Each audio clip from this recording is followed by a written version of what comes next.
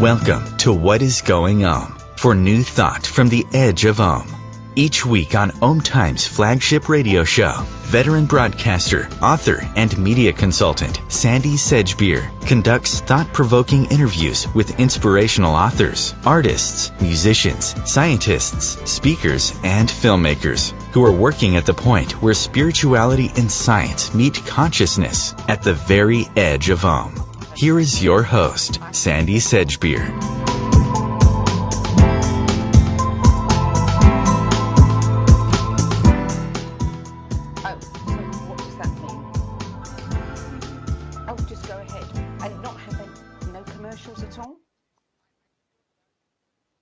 Okay, let's do that then. Okay, yeah.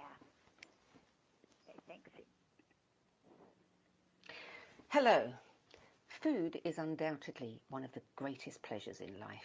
We all spend a good time thinking about it, preparing it, eating it, and then cleaning up afterwards.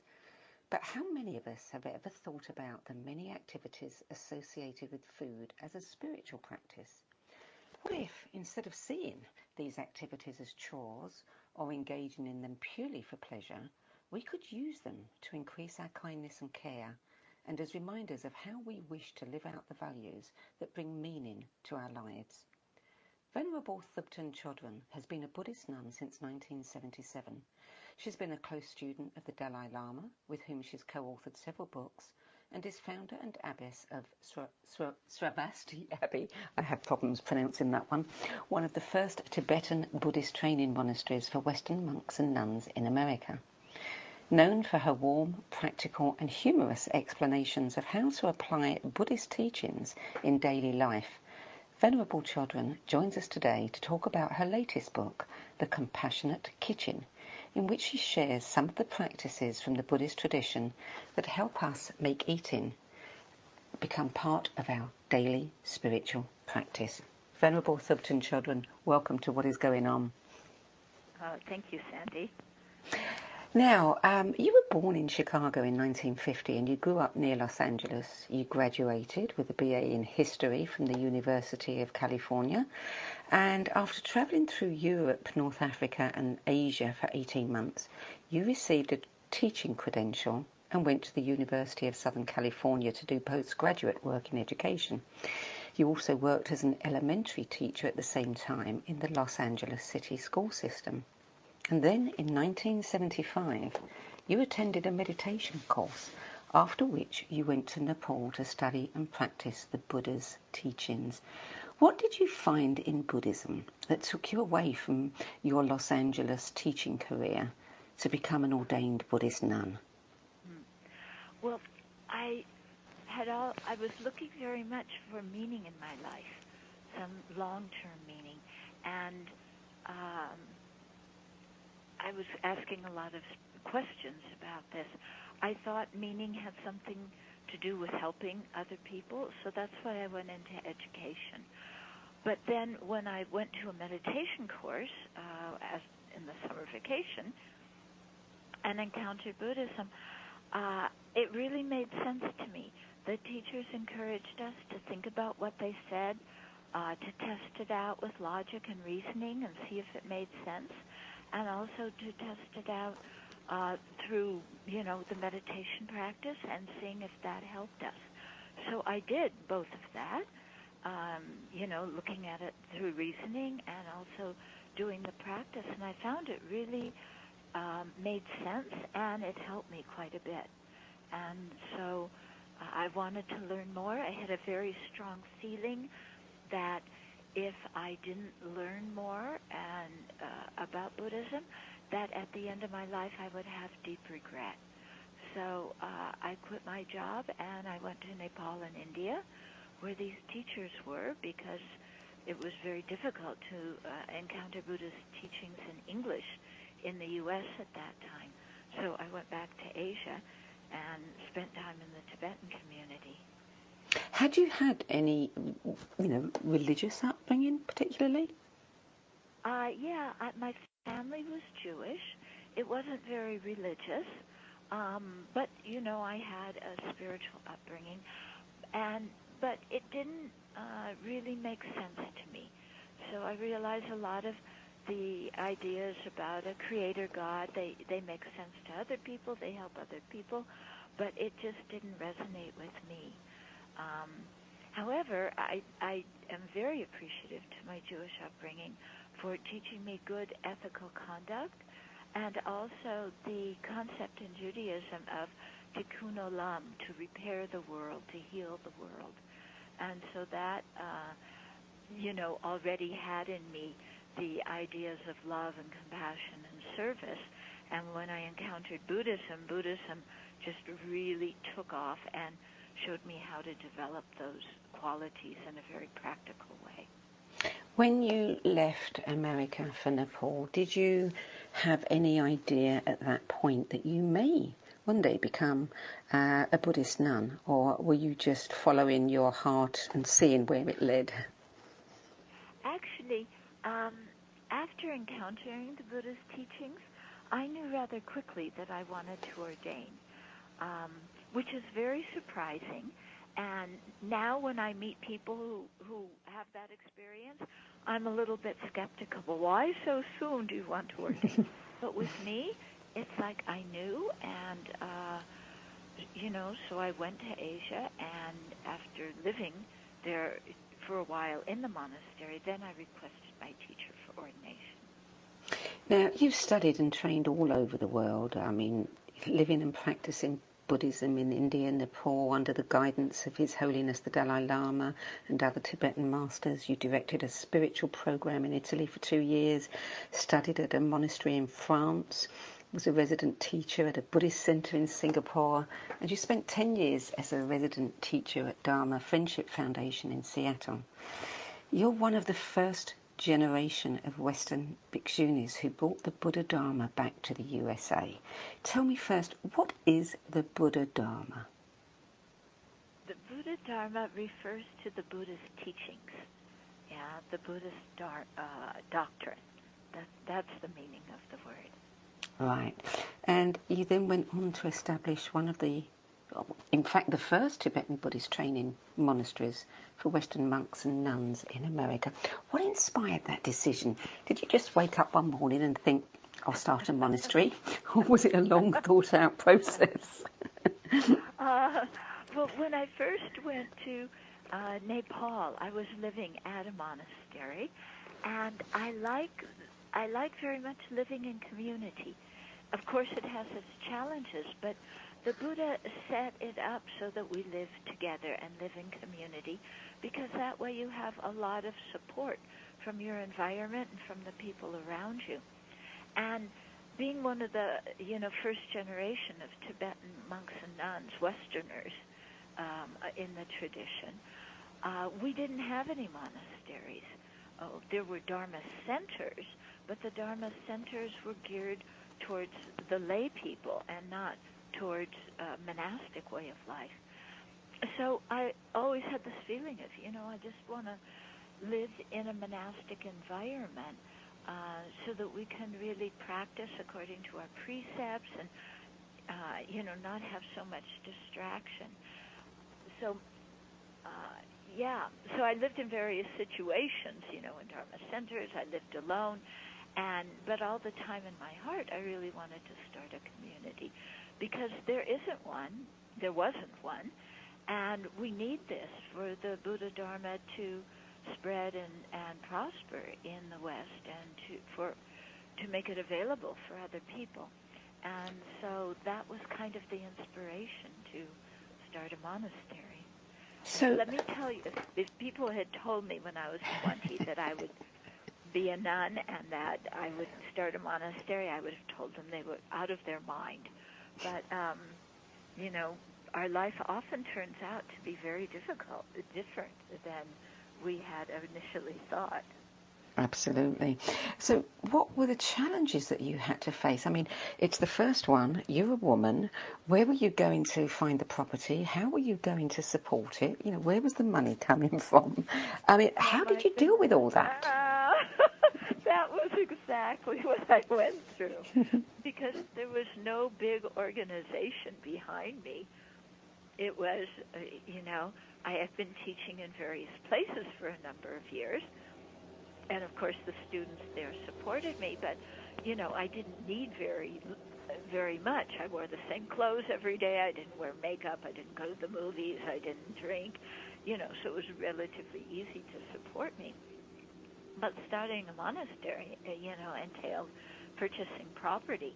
So there was some money that I had saved up from offerings that I had received. And, when we found the property, which was really gorgeous, and the owner offered to carry the mortgage for us, then, I used that bit of savings and then just put out the word to other people, that this is what we're doing, and if they would like to join, in supporting it. And miraculously, we were able to get the property and then pay off the mortgage. So it's really, I think, due to the kindness of other people and the enthusiasm of other people, because they had encountered the Buddhist teachings, they had found the teachings useful in their life, and they wanted to help start a monastery. Reading your book, The Compassionate Kitchen, which I found really interesting and enlightening, it seems to come across to me that you're the kind of person who really likes a challenge. You pushed yourself all the way through to do things that perhaps are not expected. And I can imagine that you've just trotted out, a very nice, neat explanation of how you came to found the Abbey, but I'm sure it wasn't that simple. I'm sure such an intimidating undertaking must have had its glitches along the way. But even when you got the Abbey and you started it, you then decided that you were going to challenge yourself even further by setting a rule that you were not going to purchase any food for yourselves, but instead would be reliant on the generosity and offerings of others. Now, I know, because you tell in the book the story of the origin of the alms round, or pindapat, where the monks would stand silently in front of a house with their alms bowl and await offerings. But tell us a little bit about that and why you decided to implement that at the Abbey. Mm-hmm. Okay, so when Buddhism began in ancient India, there had already been a culture of wandering mendicants, spiritual people, who when it was mealtime, went into the city with their bowls, and people would support them. And this is part of Indian culture and Indian tradition. So the Buddha's disciples did the same thing. And there's a few reasons behind doing this. First of all, it makes you very, very grateful to other people, and so you don't take your food for granted. You really appreciate that people are giving you food, that they are keeping you alive by the goodness of their heart, because they go to work every day and work hard to get the money or get the food, and then they're sharing it with you. So it really helps your spiritual practice, because you realize that you have a responsibility to practice well, to repay the kindness that you're receiving. So that's one reason that the Buddha set it up that way. The second reason was to cultivate satisfaction or contentment, because you eat just what people give you. So you don't go and say, oh, you're giving me rice. I don't want rice. I want noodles, Or you're giving me that. Oh, no, I can't take that. I want this. So it cuts out the pickiness and challenges us to be content with whatever people give. So, and you can see, because I had lived alone for a while, and I knew that when I had money and had to go to the store to buy food, then of course, I could get things I like, and I could go to the store whenever I wanted, whenever I had a craving for a certain food. But none of that was really good for my Dharma practice.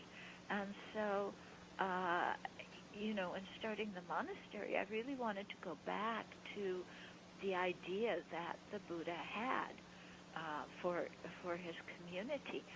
And although it's a little bit difficult in the U.S. to go on Pindapat, to walk with your alms bowl in town, we have some friends in California who did that.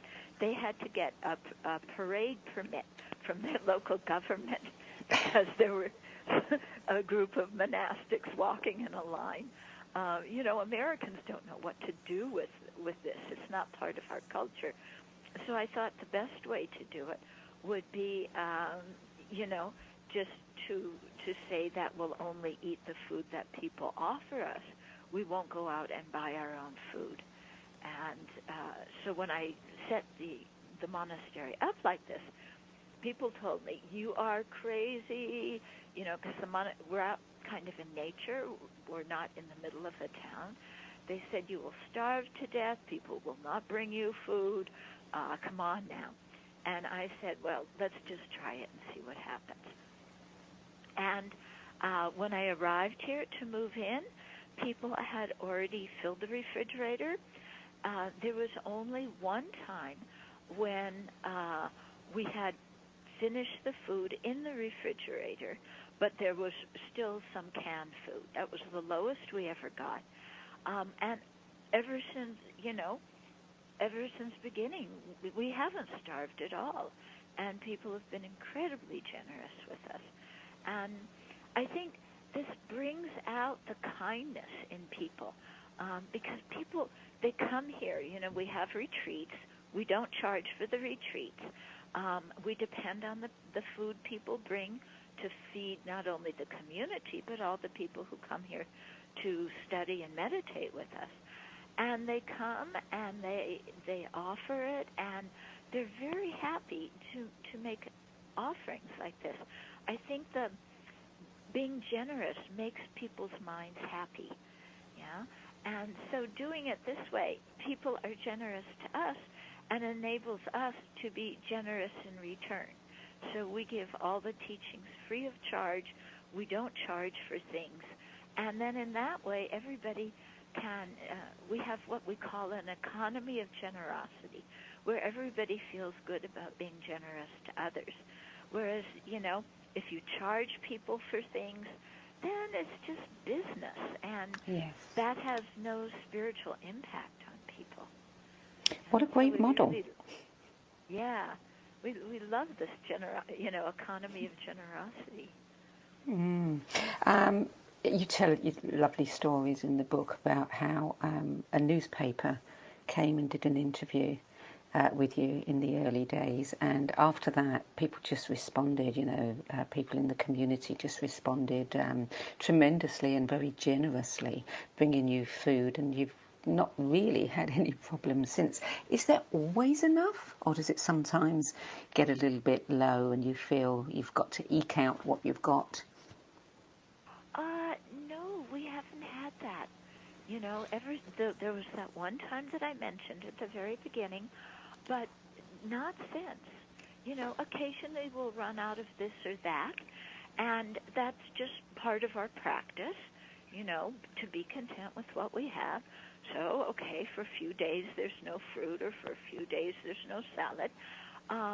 But then, eventually some more comes, and it's okay.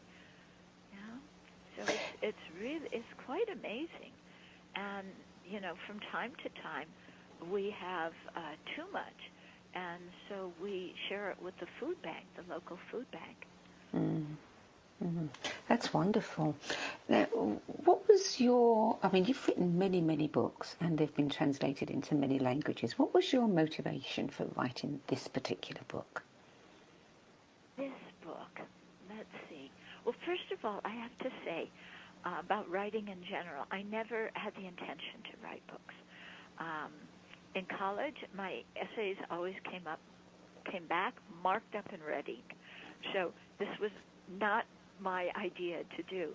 But when I was in Singapore, people kept asking me similar questions, and so I thought, well, let's just do a little pamphlet for, make it a Q&A booklet.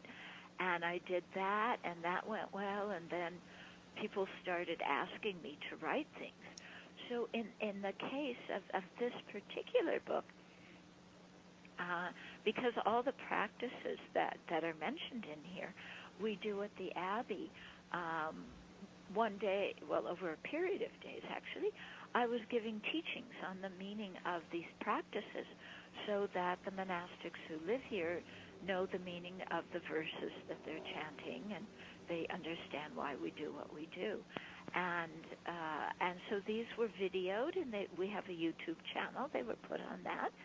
And then the idea came, well, let's just transcribe them and make them into a book, because, we have a lot of guests here, and they wanted to know how to take this practice of adding spiritual meaning to eating. They wanted to know how to take that home.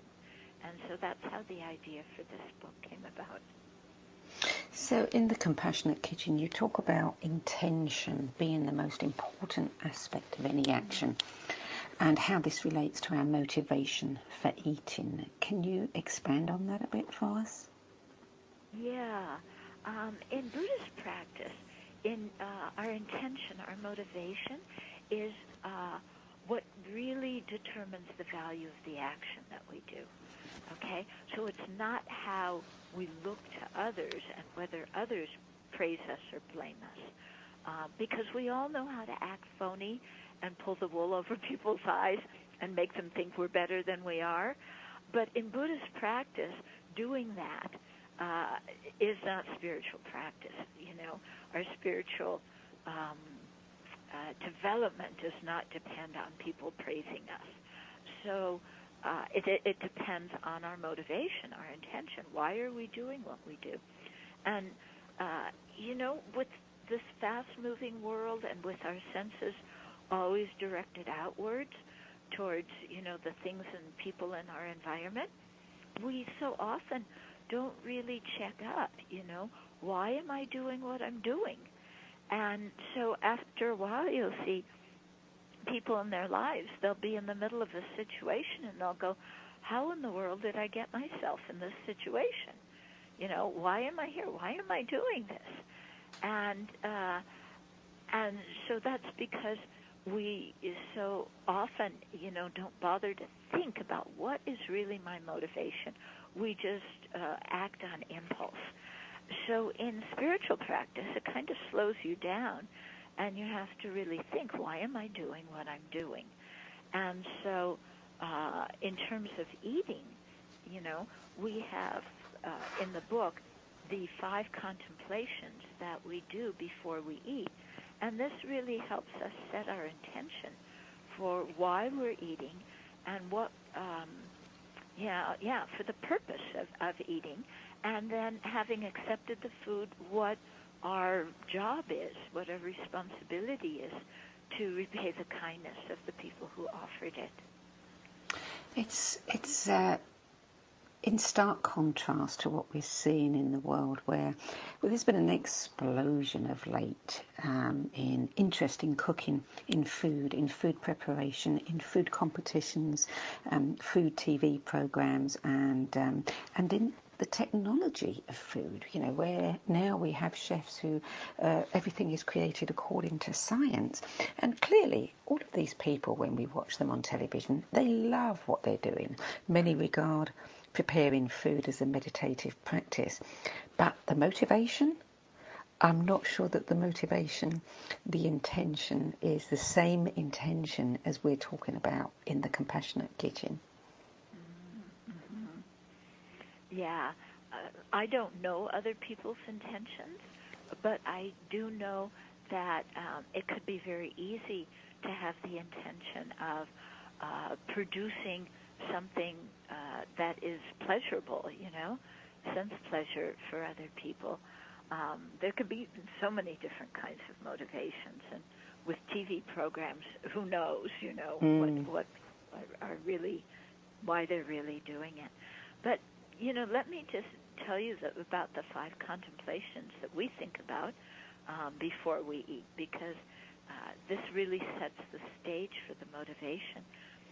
So the first thing we recite together is, I contemplate all the causes and conditions and the kindness of others by which I have received this food. So this is thinking about the causes and conditions of the food, the farmers, the people who transported the food, the people who prepared it, even, what we did in our lives to be able to receive the food. And then also to contemplate the kindness of others. Like I said before, to really see, people are going to work every day. They work hard. It's difficult in the modern society. And then out of the goodness of their heart, they share their food with us. So to really think about that before we eat. And then the second one is I contemplate my own practice, constantly trying to improve it. So this is really seeing our responsibility, to look at our own practice, our own spiritual practice, and then to try and improve it, to better it, as a way of repaying the kindness of other people. In other words, not just taking food for granted, not just thinking, okay, well, it's lunchtime, what do we have, and I like this and I don't like that. Instead of having that kind of attitude, really thinking about, our responsibility in accepting and consuming the food.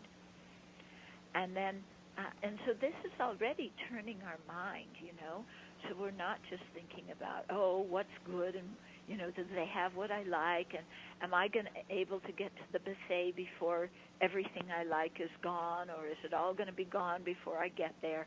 It's taking our mind away from all that grasping and self-centered attitude. Then the third contemplation is I contemplate my mind, cautiously guarding it from wrongdoing, greed, and other defilements. So when we're eating, to eat mindfully, to eat attentively, to keep our mind free from wrongdoing and greed and other defilements. So, the mind that is always saying, I like this, I don't like that, there's not enough protein, there's too many carbs, no, there's not enough carbs, and whatever, the way the mind is constantly dissatisfied. And so determining before we eat, we're not going to give way to that kind of mind, and we're going to stay in a mind of cultivating contentment with what we have and of appreciation and gratitude. And then the fourth contemplation is I contemplate this food, treating it as wondrous medicine to nourish my body. Okay? So instead of seeing the food as, this is good stuff, I'm going to, inhale it and get it into my stomach as soon as possible, we're seeing it as medicine, and it nourishes our body. And to really feel how what we eat affects our body and it affects our mind. I read the New York Times, and there was an article entitled, Does What We Eat Affect Our Body? And I thought, oh my goodness, they have to ask that question? It's so clear that it does, and what we eat affects our feelings too. If we eat very heavy food or very rich food, we often feel very heavy. If we don't eat a balanced diet, our body gets out of whack. So, if we eat a lot of sugar, then we get the sugar highs and the sugar lows. So, it's very clear that the food really is like medicine to us, and it affects our mental state and our spiritual state. And so to see it as that, and, when we take medicine, we're we just realize, okay, I'm doing this to nourish my body. And so we don't get so hooked up into, does this taste exactly the way I want it? Is this cooked exactly, as much as I like it? Mm-hmm. And then the last reflection is I contemplate the aim of Buddhahood accepting and consuming this food in order to accomplish it. And so here, seeing that the causes and conditions for receiving the food, making the determination to keep our mind in a good state while we eat, and seeing the food as medicine, then we're thinking here, okay, when I accept it, then, again, I have this responsibility to do my practice, and I'm aiming for complete awakening or Buddhahood, and so I accept this food in order to sustain my body and mind so that I can accomplish the spiritual path. And I'm meditating and practicing the spiritual path so I can be of the greatest benefit to other living beings. So our practice is not just for ourselves. It's really to improve ourselves, gain new qualities so that we can really be of increased benefit to other living beings. You also say that there are many aspects of this that apply to family life as well. Tell me about how we could introduce our children to mindful eating, how we could develop this as a practice at home. Okay. Well, first of all, those 5 contemplations that I did, I think those are very suitable for a family to do. And what an incredible way, if you have children, to get children thinking about the causes of the food, where their food came from, and all the people that were involved in growing and transporting and making the food. Because kids so often nowadays, where you ask them, where does food come from? Well, you put, some money in a machine and it comes out, or, whatever. So to really get them to think about the whole process of growing and producing food, and learn about the lives of people who do that. I think that's a really good thing for kids. We have one family that, comes very often, well, several families that come very often to the Abbey. This particular one has young children, and so they get their kids involved in cutting the food and cooking the food and serving the food, and the kids love it. It's, because the little kids, they like to help. They want to help. They want to feel useful. So getting the kids involved in preparing the food, and I think that's a great thing for kids, because then when they go out on their own, in their teen years or early 20s, then they know how to take care of themselves and, cook food themselves. Otherwise, if the parents are doing everything for them, the kids go out on their own, and then all they do is eat fast food because they don't know how to prepare their own food. Also, I think it's important for families to sit down and have time to talk together every day, and dinner time is a good time to do it. And people say, oh, I'm too busy and get home too late, da-da-da-da-da. But if you make it a real determination, because, that the family's going to eat dinner together, because this is a really important element of our family life. We're not just a boarding house where we're all living in the same area and we bump into each other from time to time as we all do our own thing. But, we're a family and we share the day.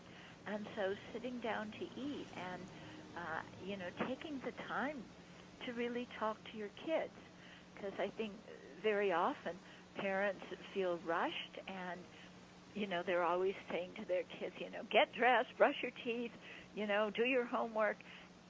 And, that doesn't make a good relationship with your kids. You have to have time to sit down and say to your child, well, tell me about your friends.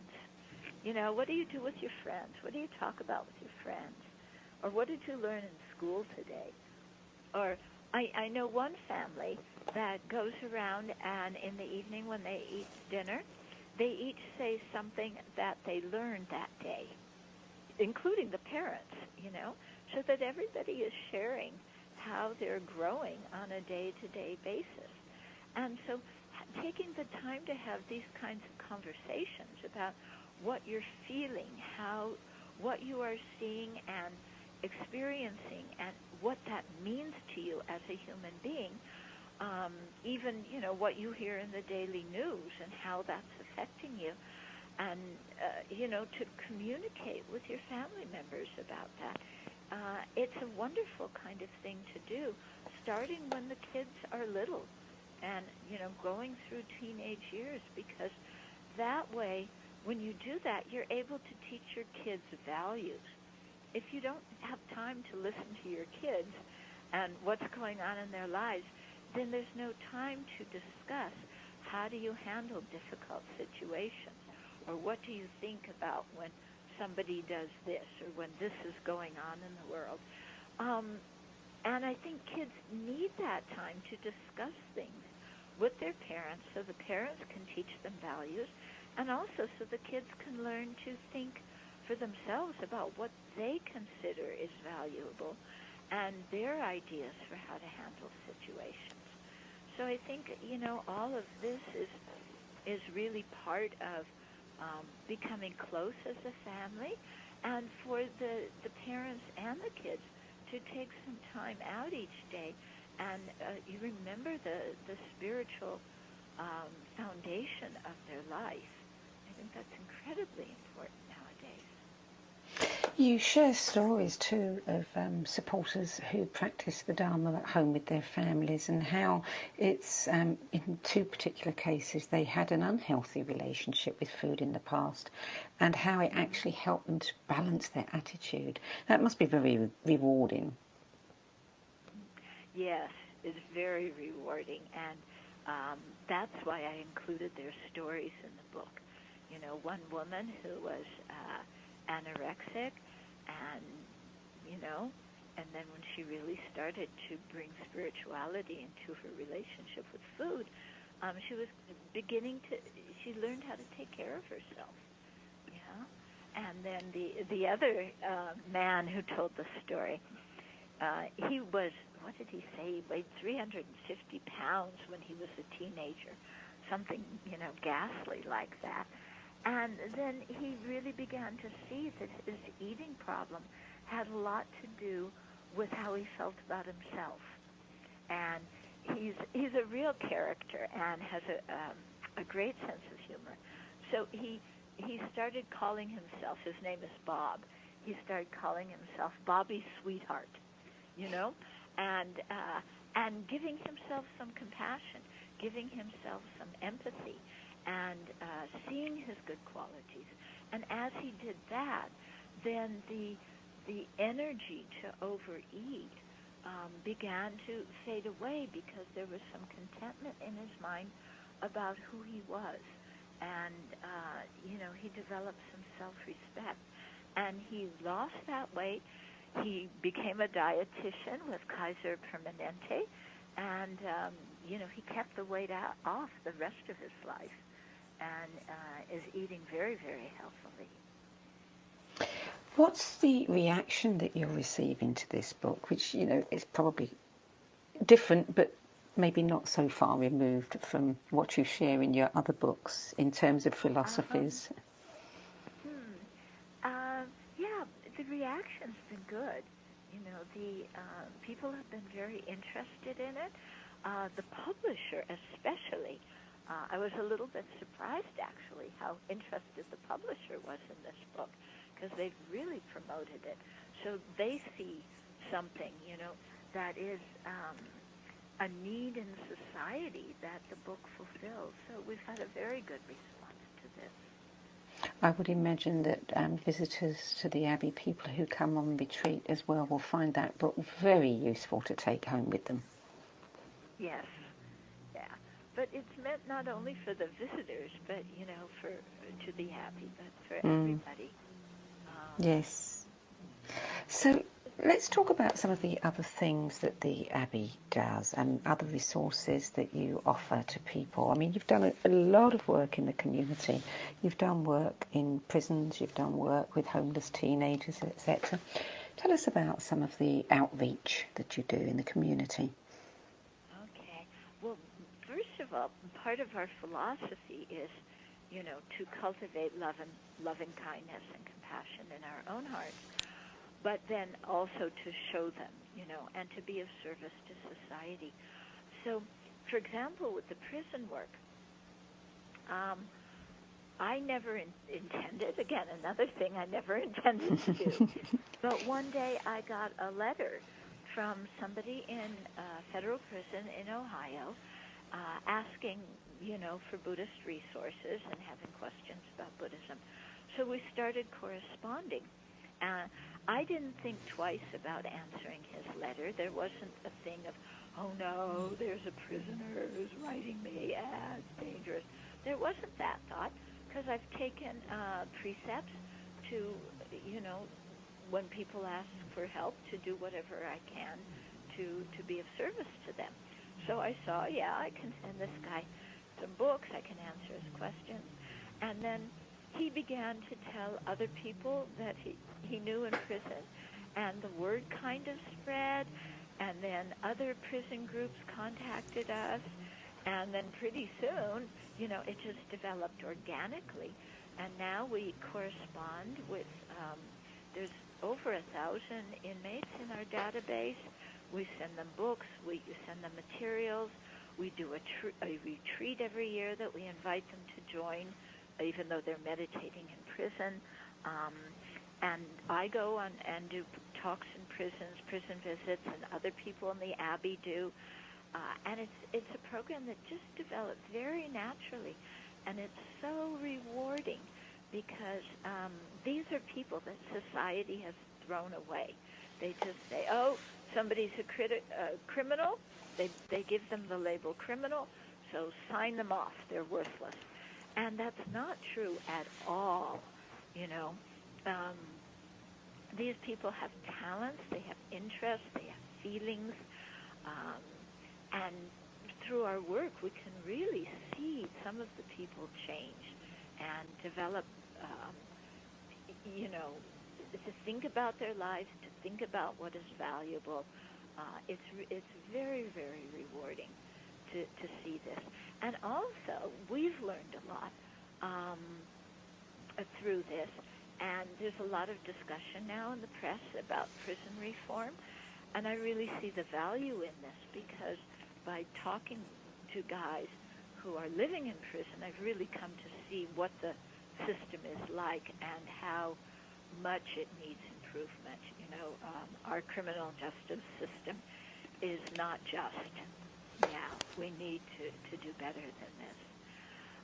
With the work with the homeless teens, again, somebody in the local community came to talk to us one day about, they were doing work with homeless teens, and we just said, wow, we want to help. Because I know as a teenager myself, I was quite confused, and I can't imagine being not having a stable living situation as a kid, especially because your body's changing, your mind is confused, and if you don't have a stable living situation and adults around you that you can trust, I mean, it's horrible, and for the kids now, and it sets them up for acting out and for having very difficult lives as adults. So we wanted to help with that and, help provide services to the kids. We get a lot of requests from different places in the community when hospitals are having an in-service about helping the dying. They often ask us to come to present the Buddhist viewpoint on death and dying and how to help the dying. We get requests. Last night I was at a synagogue. They had as part of their youth group where they want the kids to learn about different religions. I was invited to come and speak. We have all sorts of people in the community calling and asking us to come speak and to share ideas. And they find it very, very helpful. So we love doing that ourselves. You have an online education program. You also have thousands of teachings on YouTube, and you're very active on social media. You have 2 websites full of Dharma materials. Again, all of this freely offered. How are you supported? I mean, when you go out and you do talks, do people make donations? Do you get paid for the work, the lectures, etc.? Because there has to be something coming in to support the expense of your generosity. You can't live on air and water. Yeah. But we do everything free of charge. Because, like I said, we want to live a life of generosity, and people reciprocate. So when people, invite one of us to go and teach, they cover the transportation costs. They do all the arrangements, and then they usually give a donation. We don't stipulate the amount of the donation. Again, it's this thing of whatever people want to give, we accept with gratitude. And that's it. And so often, people just give the donations, and I take the envelopes back to the Abbey. I don't look inside and say, oh, who gave so much and who gave this much and who gave that much, because I don't want to, I want to be able to go and travel and teach to the places where I feel the people are the most sincere, and not have to think about, oh, where did they give the biggest donations? Because if I think like that, then my own mind gets corrupted. Yes. Okay, so I just think about, where are the people, where do they need the Dharma most? Where are they, the most sincere and the most eager to receive the teachings? And the amount of donation doesn't matter. But again, I think when you live your life like this, then people reciprocate. And, at the very beginning, when we first moved into the Abbey, the original residents were me and 2 cats. And I remember sitting here, like you said at the beginning of the interview, I was sitting here and wondering how in the world are we going to pay off this mortgage? Because I ordained when I was 26. I had never owned a house or a car. I had always been very frugal because I started supporting myself when I was 18. And I was saying, how are we going to pay off this mortgage? And then I just, said, okay, we have our values and principles. We're going to live this way, and we'll see what happens. And, and people support what we do. So, and it's wonderful that we can keep going in this way. Well, I think, So in short, everything's by donation basis. That's the best way to put it. There is a wonderful saying, virtue is its own reward. And clearly, what you're giving out to the world, you're getting back, and being supported, it becomes this beautiful flow, doesn't it? You give, and others give in return, and that allows you to give more. Exactly. In our last few moments, we've probably got about 3 minutes left. I want to touch upon something that I read. I was reading some interviews with you, and you talked about how everything you've spoken about today really is teaching us about the importance of cultivating compassion and generosity. And you mentioned the words in this particular interview, and subduing anger in order to improve our relationships and create peace in society. You then went on to talk about ethical behaviour, and that we cannot separate the way the government operates from ethical behaviour. This, of course, applies to all governments. What we're witnessing today in so many countries and cultures falls way, way short of being ethical. How do Buddhists respond to that? How do we as individuals cope with that? And what can we personally do to change it? Whoa, yeah, I think about this a lot. I think the first thing we need to do is, as individuals, get our own ethical conduct in shape. Because accusing people in government of doing things that we ourselves do, that's quite hypocritical. So to really work on our own ethical conduct. And then when we see things that are not fair, that are not just, to speak up, to say something, to not just say, oh, well, that doesn't pertain to me, or other people will take care of it, or whatever. It's really our responsibility as citizens, I think, to speak up when the government is doing harmful things, or when companies are doing harmful things, when they're putting out products that are not tested well enough, or, in the case of the opioid crisis, advertising things that they know are addictive, to doctors and to consumers. So I think it's important that we speak up about these kinds of things in the press, and to put pressure on companies and